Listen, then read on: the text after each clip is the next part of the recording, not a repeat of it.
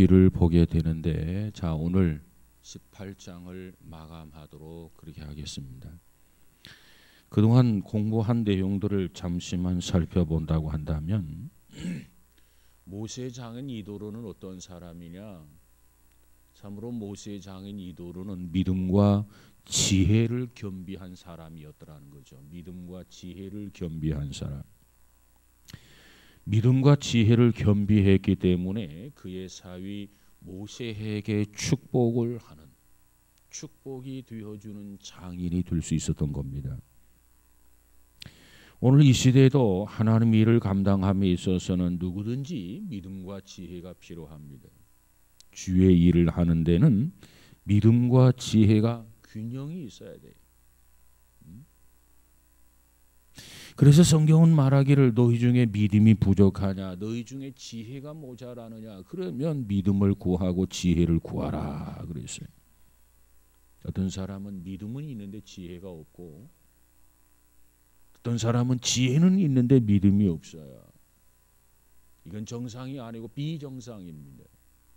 수레 바퀴가 두 개가 있다면 믿음이 있으면 지혜가 있어야 되고, 지혜가 있으면 믿음이 있어야 수레가 바른 목표를 향해서 곧바로 앞으로 나갈 수 있는 거 아니겠어요? 수레가 있는데 믿음의 바퀴는 있는데 지혜는 바퀴가 없어요. 그 수레가 앞으로 전진할 수 있습니까? 불가능해요. 아무리 간다 해도 제자리만 도는, 쳇바퀴 도는 그런 격이 되는 거죠. 역시 지혜는 있는데 믿음이 없어. 역시 마찬가지라. 전진할 수가 없어요. 제자리 뺑뺑뺑뺑 도는 거죠. 그래서 이 믿음과 지혜는 하나님의 일을 함에 있어서 반드시 필요하다. 그러니까 자기 자신에게 믿음이 있는가를 살펴보고, 자기 자신에게 지혜가 있는가를 살펴보고, 균형이 깨어졌다면 하나님 앞에 그것이 기도의 제목이 되어야 되고, 그걸 하나님 앞에 놓고 기도해야 돼. 우리가 초대교회 보면 7 집사를 세우게 되는데 성령과 지혜가 충만한 사람 7을 뽑았어요. 성령이 충만한 사람, 믿음의 영역이죠. 그리고 지혜가 충만한 사람, 이렇게 해서 초대교회 7 집사를 뽑았더라. 그랬더니 초대교회가 놀랍게 성장하지 않습니까? 바로 오늘 본문의 이도로는 이와 같이 믿음과 지혜를 겸비한 그런 사람이었어요. 그렇기 때문에 특별히 모세에게 참 좋은 영향을 끼치는 장인이 될 수 있었단 말이에요. 그러면 이도로는 모세에게 어떤 면에서 좋은 영향을 끼쳤느냐? 3가지 좋은 영향을 끼쳤다고 말씀해 드렸어요. 첫 번째 좋은 영향이 뭐라고 그랬죠? 이도로는 모세에게 하나님의 일을 함에 있어서도 가족의 중요성을 일깨워 줍니다. 보통 사람들은 주의 일을 한다고 하면서, 하나님의 일을 한다고 하면서 가정을 팽개칠 수도 있어요. 그러나 그것은 옳은 것이 아니라는 거예요. 너가 하나님의 일을 감당함에 있어서, 민족의 지도자가 됨에 있어서 무엇보다도 너가 알아야 할 사항, 그게 뭐냐? 가족의 중요성을 알아야 한다. 모세가 이도를 통해서 가족의 중요성을 배워요. 가화만사성이란 말도 있죠. 중요한 일을 함에 있어서 가족이 하나가 되어야 되고, 가족이 밀어줘야 되고, 가족이 함께 해주어야 정말 마음 편하게 주의 일을 넉넉하게 훌륭하게 감당하게 될 줄로 믿습니다. 이도로는 모세에게 가정의 중요성을 일깨워 주고, 그 다음에 두 번째가 뭐였죠? 신앙의 중요성. 모세가 지난 날 동안 하나님이 어떻게 역사하셔서 이 백성을 출애굽을 했는가, 아버지에게 보고 겸 간증을 하게 될 때 아버지가 그 보고를 들으면서, 그 간증을 들으면서 눈만 꾸먹꾸먹한 게 아니라 기뻐하고 즐거워하면서 하나님을 찬양했다는 거예요. 믿음이 없이는 할 수 없는 일입니다.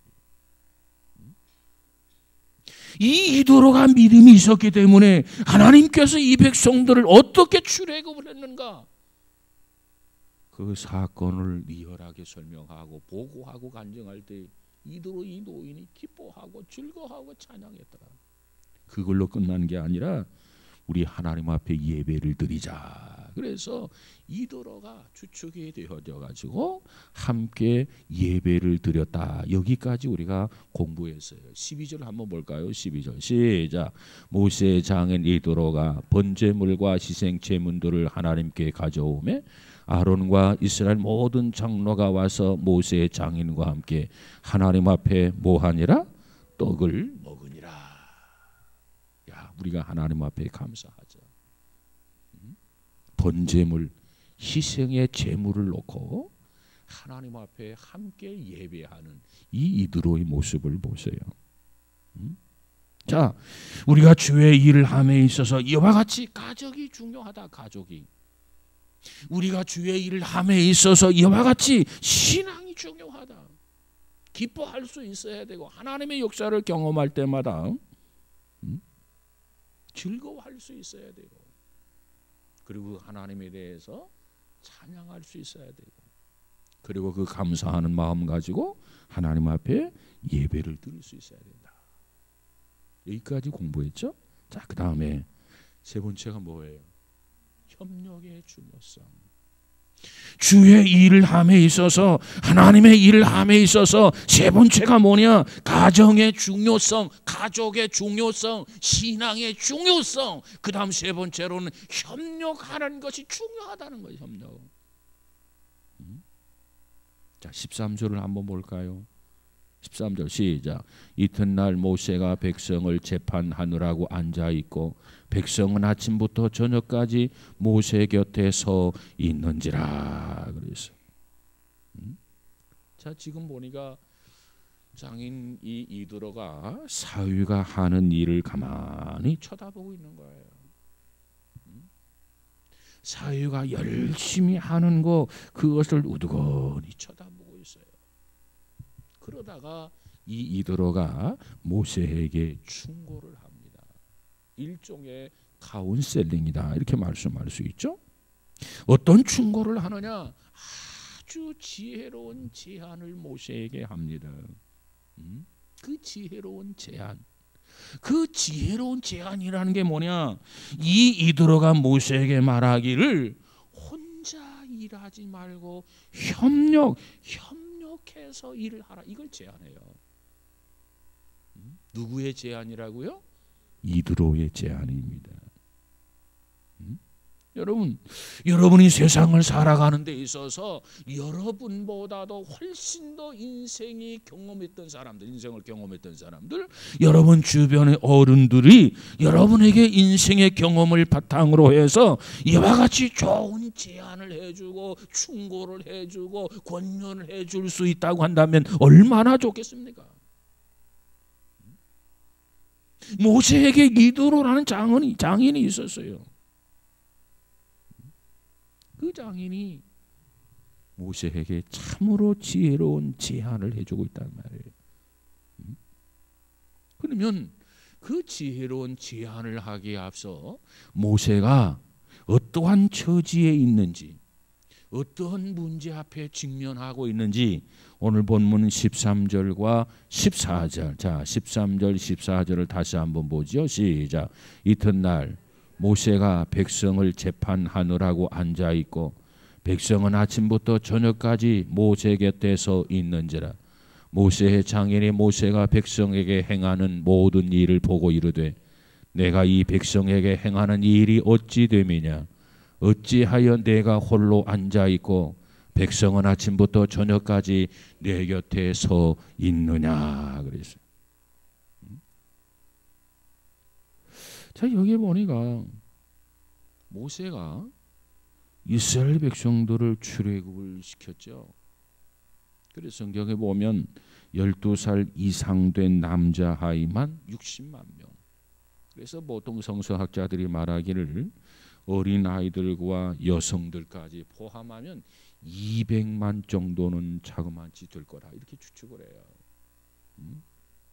그런데 모세 혼자 이 200만 명이라고 하는 이스라엘 백성들을 이끌고 다니단 말이에요. 한두 사람도 아니고 거기에 얼마나 많은 문제들이 생겼겠습니까? 아니 두 사람 세 사람만 모여도 여기에도 문제가 생기는데 자그만치 한 200만 명의 인구가 움직이고 있단 말이에요. 얼마나 말이 많고 얼마나 문제가 많았겠습니까? 그런데 이 모든 문제를 누구에게 가져오느냐? 모세에게 가져오는 거예요. 모세. 그래서 이도로가 모세가 하는 일을 가만히 보니까 지금 아침부터 저녁까지 사람들이 문제를 안고 와가지고 모세에게 해결해달라고 줄을 서 있는 거예요. 줄.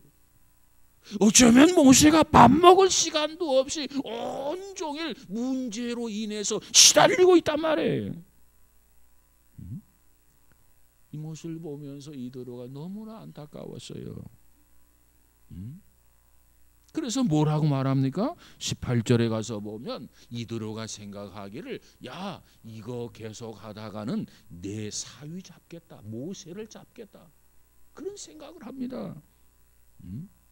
그래서 18절을 한번 읽어볼까요? 18절 시작. 너와 또 너와 함께한 이 백성이 필경 기력이 쇠하리니 이 일이 내게 너무 중함이라 내가 혼자 할 수 없으리라. 쓰러지기 직전인 것 같아요. 그렇게 지쳤어요. 그걸 보면서 장인이 안타까워하고 안타까운 나머지 사위 모세에게 제안을 하게 되는 거죠. 이때 모세가 어떠한 제안을 합니까? 21절 한번 가서 보십시다. 시작. 너는 또 온 백성 가운데서 능력 있는 사람들 곧 하나님을 두려워하며 진실하며 불의한 이익을 미워하는 자를 살펴서 백성 위에 세워 천부장과 백부장과 50부장과 10부장을 삼아 그랬어요. 이게 무슨 얘기입니까? 조직을 만들어라 그 말이 조직. 이러다가는 너 혼자 하다가는 제명에 못 산다. 기력이 쇠하이리니 결국은 지친다는 거죠. 과로로 쓰러지게 된다는 거죠. 잘못하면 죽는다는 거예요. 그것을 안타깝게 여겼던 모세. 장인이 모세에게 제안을 하게 되는데 이 백성들 가운데서 뭐라고 말합니까? 어떤 사람을? 능력 있는 사람들 곧 하나님을 두려워하며 진실하며 불의한 이익을 미워하는 자를 살펴서 뽑아라 이렇게 이야기합니다. 전에 성경에 보면은 뭐라고 했냐면 능력 있는 사람들 여기를 재덕이 있는 자 곧 그렇게 이야기합니다. 능력 있는 사람들 곧 재덕이 있는 자 곧 하나님을 두려워하며 진실무방하며 불의한 이 미워하는 자를 빼어서 백성들 앞에 세워서 천부장, 백부장, 50부장, 10부장을 삼으라 그랬어요. 이게 무슨 얘기입니까? 너 혼자 어떻게 이 많은 사람의 문제를 다 해결해 줄 수 있느냐는 거예요. 여러분 우리나라도 보면은 아마 200만 명 정도 시내라고 한다면 뭐 대구 직활시나 광주나 아마 이런 규모의 도시가 아니겠나 그렇게 보여지는데 최소한 지방법원, 고등법원까지 있지 않습니까? 그 법원의 판사가 몇 명이나 될까요? 아마 많은 수의 판사가 있을 거예요. 그와 같이 많은 사람이 담당해야 할 그 많은 문제들을 모세 혼자 그 일을 감당하고 있다 그 말이에요. 그걸 안타깝게 여겼어요. 그래서 너 혼자 하지 말고 조직을 만들어 가지고 그 조직으로 하여금 이 모든 문제를 해결하고 수습하고 처리하도록 해라. 그걸 강조해 주고 있는 거죠. 그래서 천부장 또 백부장 50부장 십부장 그들을 세워라. 그것은 너와 백성들 사이에 너가 모든 것을 다 하지 말고 중간 지도자를 세우라 그 말이에요. 네 밑에 천부장을 두고 천부장 밑에 백부장을 두고 백부장 밑에 50부장을 두고 50부장 밑에 10부장을 두라는 거죠. 그래서 10부장은 50부장과 50부장은 100부장과 100부장은 1000부장과 이렇게 전부장은 너와 이렇게 서로 하나가 되고 서로 협력한다고 한다면 훨씬 더 수월하게 문제를 다 해결하게 될 것이다. 이것이 너뿐만 아니라 아침부터 저녁까지 백성들이 줄을 쫙 섰는데 이 문제를 해소할 수 있다는 거예요. 얼마나 지혜로운 방법입니까? 그런데 어떻게 혼자 다 하냐? 네 몸이 무슨 뭐 철인 줄 아느냐? 바로 그 소리예요. 여러분, 천부장이라고 하는 게 뭐예요? 1000명의 부하를 거느리고 있는 사람을 천부장이라고 말합니다.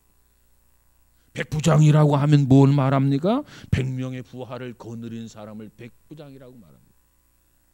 50부장은 뭡니까? 50명의 부하를 거느리고 있는 사람. 10부장은 10명의 부하를 거느리고 있는 사람을 10부장이라고 말해요.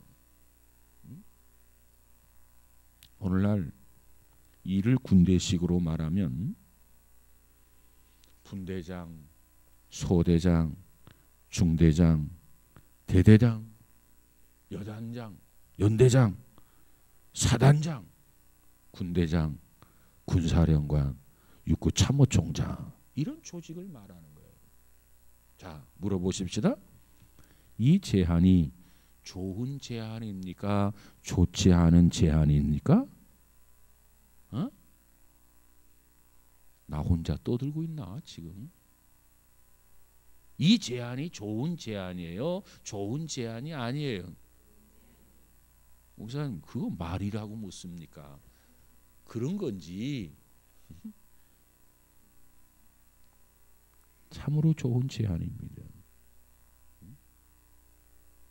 만약에 그렇지 않다면 세 가지 문제를 해결할 수 없었을 거예요. 세 가지 문제요.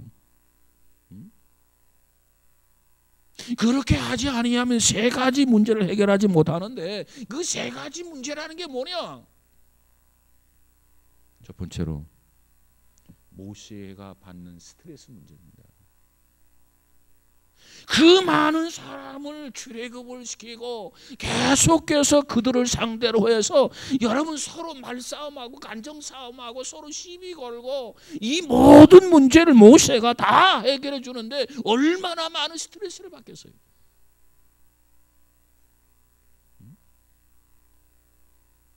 이렇게 분담하지 아니하면, 이렇게 조직적으로 움직이지 아니하면 모세가 감당할 수 없는 스트레스를 받게 된단 말이에요. 어느 책에 보니까요, 남자보다 여자가 스트레스를 더 받는다 그랬어요.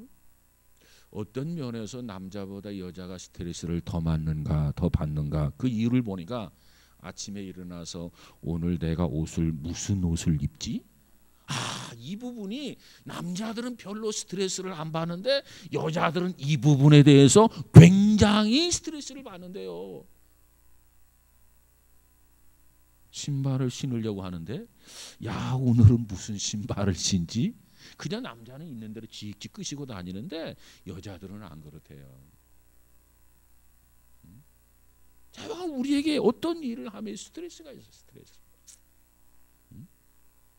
그러면 그 스트레스가 해소되지 아니하고 스트레스가 계속 누적이 되고 스트레스가 계속 쌓여지게 된다면 어떻게 됩니까? 쓰러지게 되어 있다는 말이에요. 쓰러지게. 이 일을 계속해서 방치해두면 이 이도로가 볼 때 너의 스트레스는 어디서 해소할 것이며 그 과로 인해서 너는 쓰러지고 만다. 바꿔라 하면서 지혜로운 조언을 이도로가 모세에게 해주었어요.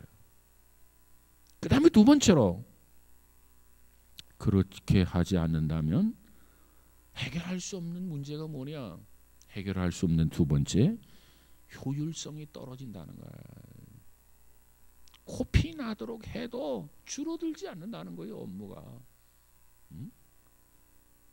여러분 사람이 피곤하고 스트레스가 쌓이고 그러면 그럴수록 더 비효율적일 수밖에 없지 않습니까?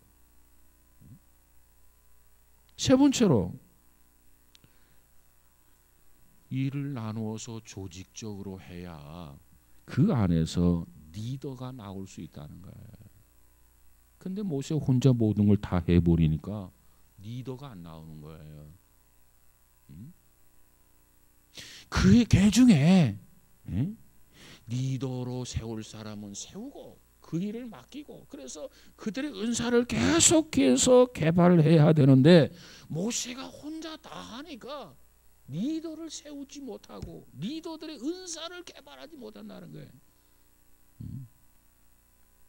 그런 의미에서 본다면 이도로가 베드로에게 준 충고, 적절한 충고다. 참으로 지혜로운 충고다. 그런데 문제는요, 아무나 백부장 세우고 아무나 천부장 세울 수는 없다는 거예요. 거기에 적임자를 세우라는 거예요. 적임자를 세우지 아니하면 문제가 문제를 낳고 더 복잡해지고 더 많은 스트레스를 받게 되고 효율성이 떨어지게 되는 거죠. 그러면 오늘 이도로가 그 방법까지라도 사유에게 제안을 합니다. 어떻게 세우라.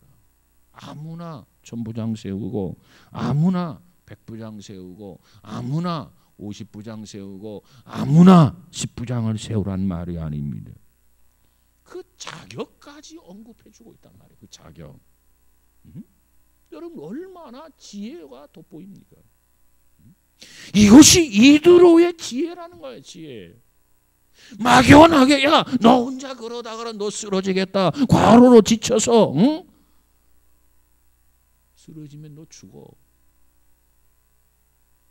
대안 없이 이렇게 충고하고 권면하는 게 아니라 대안까지 가지고 이렇고 이런 사람, 이런 자격자를 세우라. 그리하면 틀림없이 효율성이 높아지게 되고 정말 유익하게 될 것이다. 이것이 이도로가 모세에게 충고한 내용 아닙니까? 자, 그러면 이 지혜로운 이도로가, 믿음이 있는 이도로가 이 모세에게 어떤 자격자를 세우라고 충고합니까? 오늘 이 말씀에 보니까는 21절에 세 가지 조건이 언급되어져 있어. 세 가지. 자, 21절 다시 한번 볼까요? 시작. 너는 또 온 백성 가운데서 능력 있는 사람들, 곧 하나님을 두려워하며 진실하며 불의한 이익을 미워하는 자를 살펴서 백성 위에 세워 천부장과 백부장과 50부장과 10부장을 삼아 그랬어요. 자, 여기 보니까 세 가지 조건이 나와 있죠. 능력 있는 사람들 가운데 첫 번째로 하나님을 두려워하는 사람을 세우라는 거죠. 하나님을 두려워하는 사람. 왜? 믿음의 길은요, 하나님의 일에 있어서는 가장 첫째가 뭐냐? 하나님을 두려워할 줄 알아야 돼. 우리 중에 어떤 사람은 야 관도 간다. 저 사람은 하나님도 어떻게 못할 거야. 우리 중에 어떤 사람은 그런 사람이 있어요. 그런 사람 일꾼 세워서는 안 된단 말이에요. 봐도 다른 게 좀 모자라도 마음 중심에서 저 사람은 정말 하나님이 눈에 보이지 아니하지만 하나님의 손에 잡히지 아니하지만 정말 하나님을 두려워하는 모습이 역력해. 그 사람이 첫 번째 자격에 있다는 거예요. 두 번째는 어떤 사람이죠? 진실한 사람, 진실무방한 사람, 진실하며. 쉽게 말하면 아주 신실한 사람입니다. 정말 믿을 수 있는 사람, 거짓말하지 않는 사람. 그저 말을 이리 둘러대고 저리 둘러내는 사람이 없지 않아 있는데 그렇지 않는 사람, 이리 뺀질 저리 뺀질하지 않는 사람, 정말 진실한 사람, 정말 신실한 사람, 그 사람의 말은 정말 믿을 수밖에 없는 그러한 사람, 그런 사람을 일꾼으로 세우란 말이에요. 이것이 이도로의 충고입니다. 세 번째 조건이 뭐죠? 불의한 이익을 미워하는 자. 다시 말하면 욕심이 없는 사람이에요. 욕심이 없는 사람. 삥땅을 안 하는 사람. 삥땅. 뇌물을 안 받는 사람. 이 교회 일을 하는데 이게 참 중요해요. 주의 일을 맡기면 어떤 사람은요, 사사로운 욕심을 가지고 있는 사람이 없지 않아 있어요. 참 세워서 일하다 보면 참 안타까울 때가 많죠. 이런 사람에게 이 일을 맡길 수 있는 거 아니겠어요, 모세가?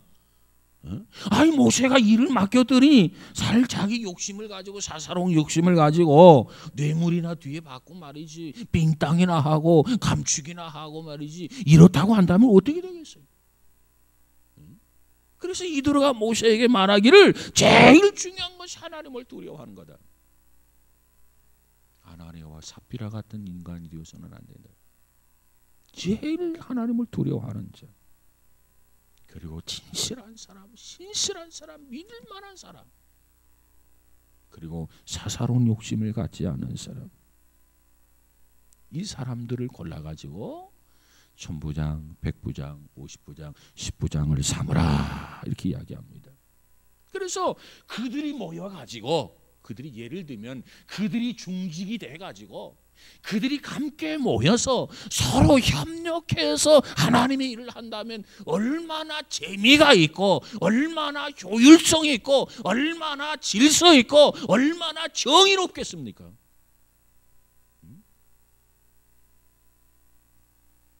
요즘 세상에 이 법원들을 보면은요, 뭐 유전, 무죄, 무전, 유죄라고 하는 말, 참 안타까운 이야기들이죠.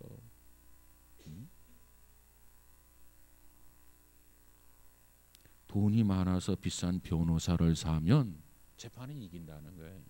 그럼 그 변호사가 판사를 매수한다는 거예요. 참 안타까워요.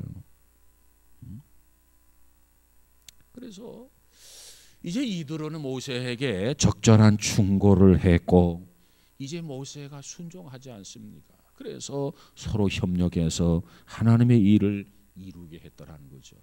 여러분, 하나님의 일은 독불 장군이 아니라 함께 일해야 합니다. 함께 협력해야 돼요. 그럴 때 더 효율적이고 하나님이 영광을 받으시는 줄로 믿습니다. 모세의 장인 이도로가 협력의 중요성을 모세에게 일깨워 준 거예요. 그래서 이제 모세가 이 장인의 말대로 그대로 순종을 합니다. 그렇게 일이 다 끝난 다음에 그 다음 어떻게 되느냐, 마지막 절을 한번 가서 볼까요? 마지막 27절 시작. 모세가 그의 장인을 보내니 그가 자기 땅으로 가니라. 아멘. 자, 모세가 그 장인을 보내니 그 장인이 그가 고향 땅으로 돌아가니라 그랬어. 어떻게 보냈을까요? 성경에는 기록되지 않았지만은 그동안의 과정을 놓고 보았을 때 참 좋게 보냈을 것이다, 그렇게 보여집니다. 장인어른 걱정하지 마세요. 나에게 이 좋은 가르침을 주신 것을 감사합니다. 그 가르침이 뭐라고요? 세 가지. 첫 번째 뭐라고요? 가족의 중요성. 두 번째 뭐라고요? 신앙의 중요성. 세 번째 뭐라고요? 협력의 중요성. 그런데 여기에 맞게 세 가지 종류의 사람을 세우라는 거죠. 첫 번째 어떤 사람? 하나님을 두려워하는 사람을 골라라. 하나님을 두려워해야 된다. 그 다음에 두 번째 어떤 사람? 진실한 사람, 신실한 사람, 사기치지 않을 사람. 세 번째 어떤 사람? 욕심이 없는 사람. 이런 사람을 교회 중직에 세워야 돼요. 교회 중직은 바로 이런 사람이라 해야 돼요. 여러분, 교회 안에서 중직을 세울 때 투표를 하게 되는데 여러분이 가만히 보면서 야, 저 사람은 중직의 자격이 아닌데 하면 부표를 던지면 되는 거예요. 와, 이런 사람이 중직자가 되어야 효율적이고 하나님의 일을 잘 감당하게 될 줄로 믿습니다. 이드로가 참 훌륭한 것은요, 믿음과 무엇을 겸비했더라? 지혜를 겸비했더라. 그래서 이 모세를 하는 일을 지켜보면서 안 됐다, 저러다가는 큰일 나겠다. 그래서 충고를 해놓고는, 그리고 나서는 마지막에 자기 고향 땅으로 유유히 사라졌어. 돌아가서. 여러분, 이게 참 중요한 내용입니다. 모세에게 이드로는 절대로 짐이 되지 않았다는 거예요.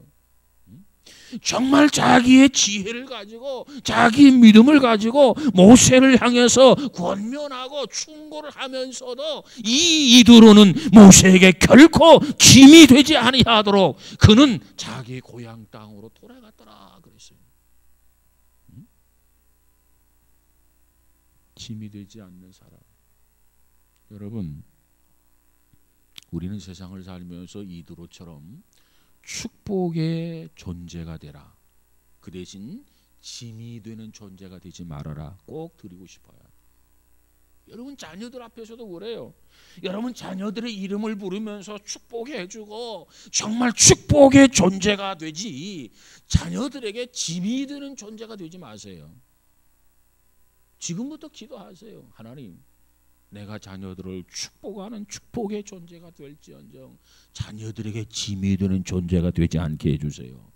분명히 믿고 그렇게 기도하면 그런 인생이 되도록 하나님께서 역사해 주실 줄로 믿습니다.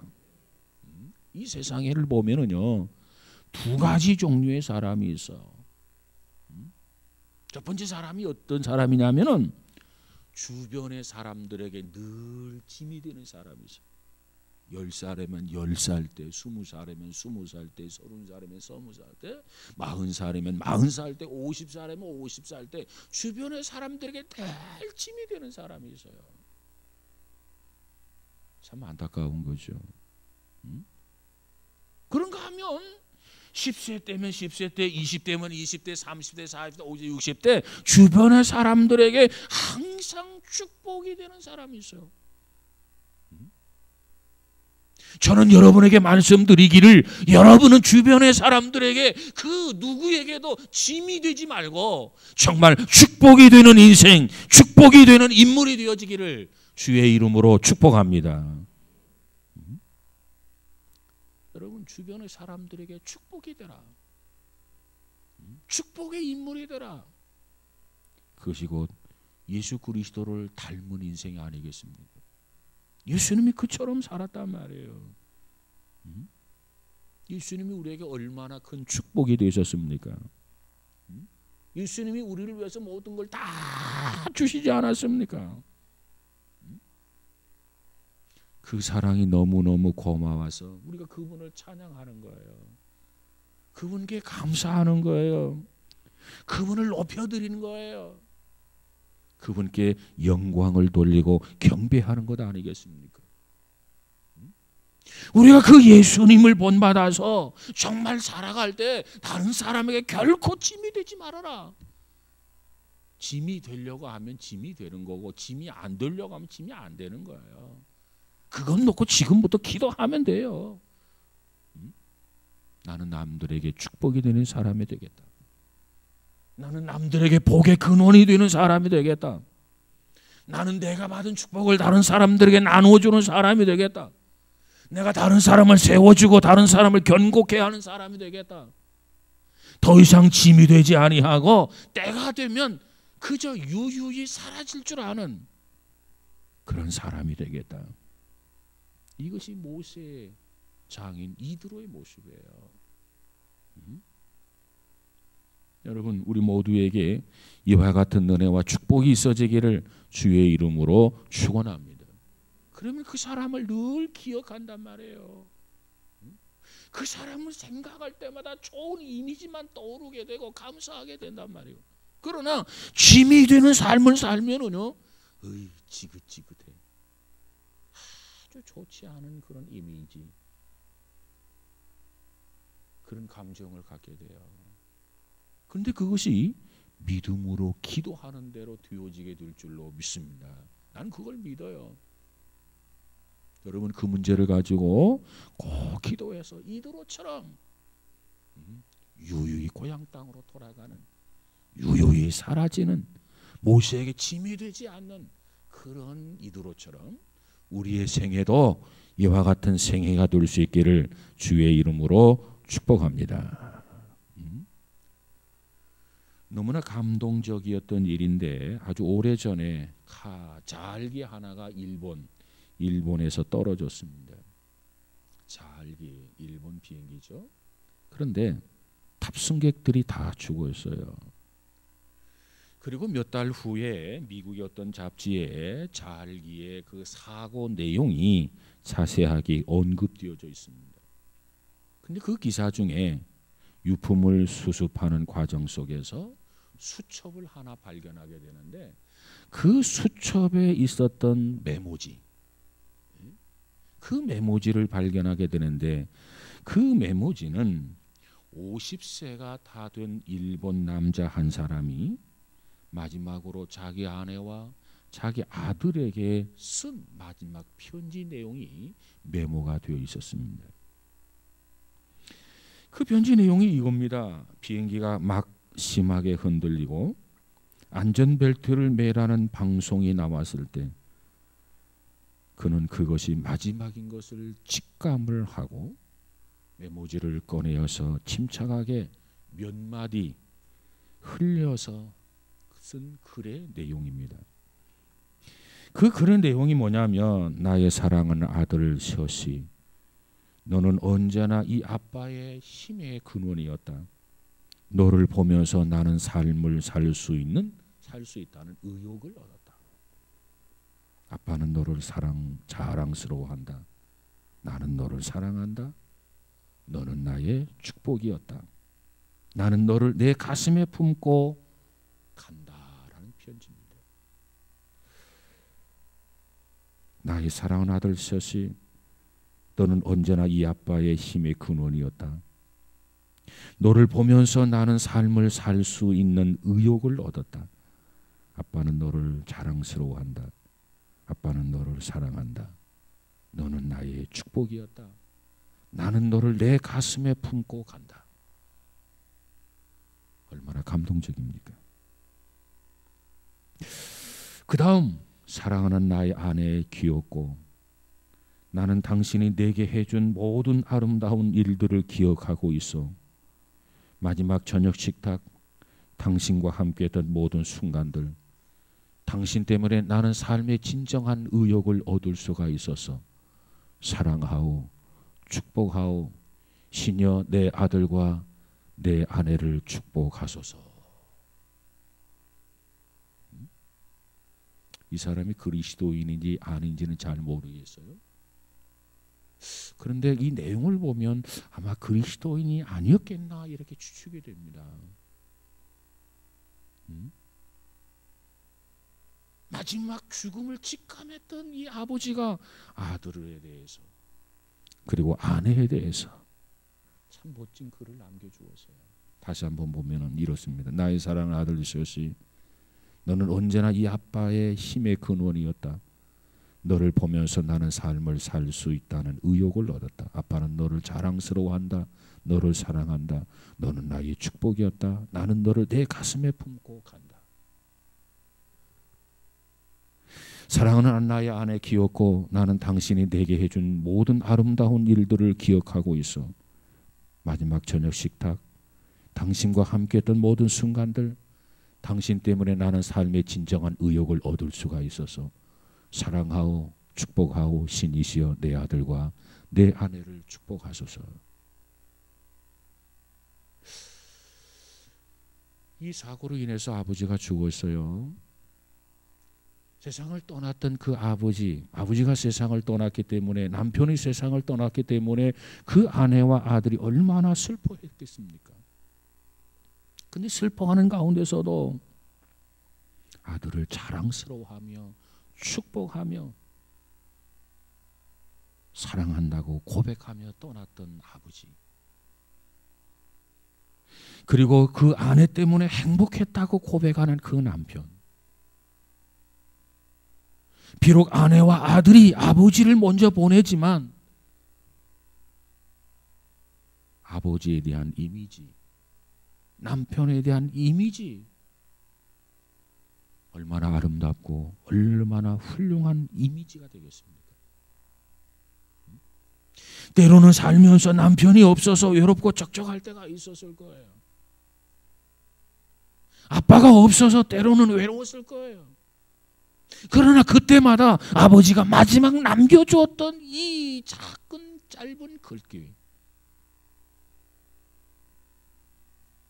아빠는 너를 자랑스러워한다. 아빠는 너를 사랑한다. 너는 나의 축복이었다. 나는 너를 내 가슴속에 품고 간다. 아내에 대해서는 당신과 함께했던 모든 순간들, 당신 때문에 나는 삶의 진정한 의욕을 얻을 수가 있어서 사랑하고 축복하고 신이시여 내 아들과 내 아들을, 내 아내를 축복해 하소서. 외로웠겠지요. 쓸쓸했겠지요. 슬펐겠지요. 그러나 마지막 남겨준 이 글귀를 생각하면서 아내는 아마 정신 차렸을 거예요.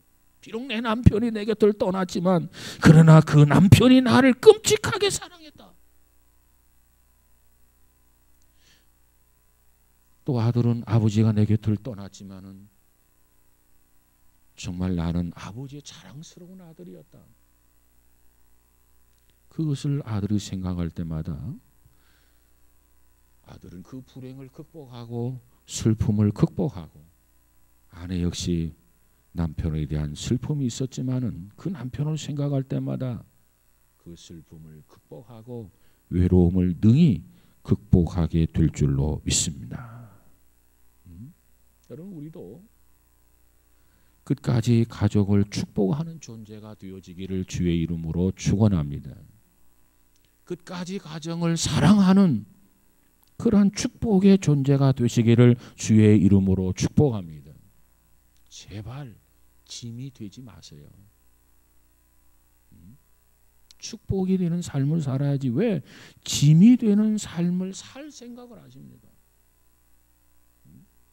짐이 되지 마세요. 축복이 되는 존재로 사세요. 중요한 것은 믿음을 가지고 하나님 앞에 기도하면 반드시 그와 같이 이루어지게 될 줄로 믿습니다.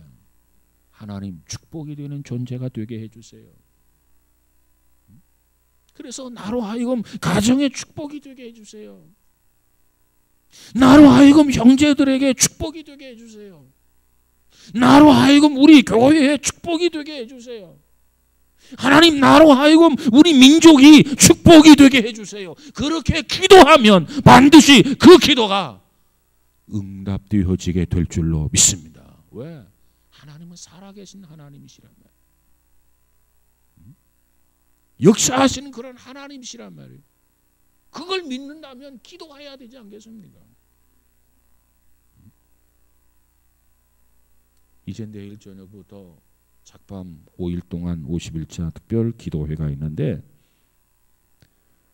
축복이 되는 존재가 되기 위해서 기도하고 결코 남에게 짐이 되는 존재가 되지 않기를 주의 이름으로 축복합니다. 성경은 우리에게 뭐라고 말합니까?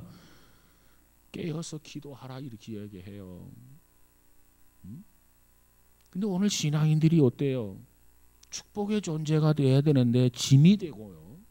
깨어서 기도해야 되는데 깨어서 기도하기는커녕 잠만 쿨쿨 잔단 말이에요. 그러다 보니까 어떤 현상이 드냐면은 잠만 쿨쿨 자다 보니까는 잠꼬대를 하는 거예요. 신앙인이 신앙인의 소리를 해야 되는데 푹 찔르면 신앙의 소리가 나와야 되는데 푹 찔르면은요 잠꼬대가 나와요. 잠꼬대 같은 소리가. 이러고도 바른 신앙이라고 말할 수 있겠어요? 이러고도 건강한 신앙이라고 말할 수 있겠어요? 우리가 평소에도 수없이 한없이 듣는 말이지만 깨어서 기도해라 기도해라 기도해라 그렇게 못했다 할지라도 자 특별히 우리가 기간을 정해놓고 길지도 않다 40일도 아니고 20일도 아니고 2주도 아니고 단 5일이다 말이에요. 그것도 새벽도 아니다. 밤 9시다. 밤 9시부터 자느냐 말이에요. 나와서 기도하자. 그러면 다른 건 몰라도 나와서 기도해야 건강한 소리가 나오지 않아요? 믿음의 소리가 나오지 않아요? 감사의 소리가 나오지 않아요? 찬양의 소리가 나오지 않아요? 무슨 말인지도 모르는 잠꼬대가 돼서 되겠냐 말이에요.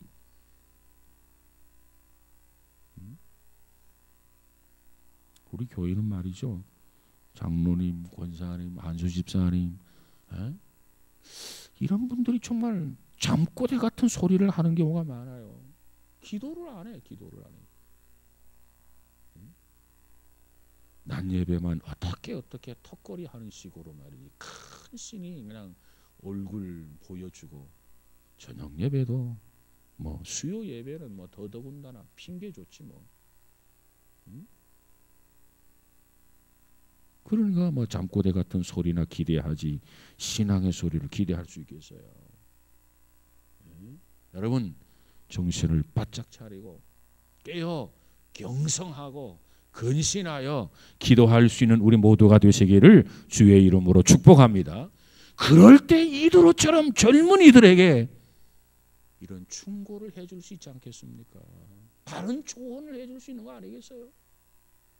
이게 우리가 해야 할 도리예요. 아무쪼록 내일부터 5일 동안 특별히 열심히 깨어서 기도하는 우리 모두가 다 되어지기를 주의 이름으로 축복합니다. 기도합니다. 거룩하신 하나님 감사합니다. 이 밤에도 불러주시고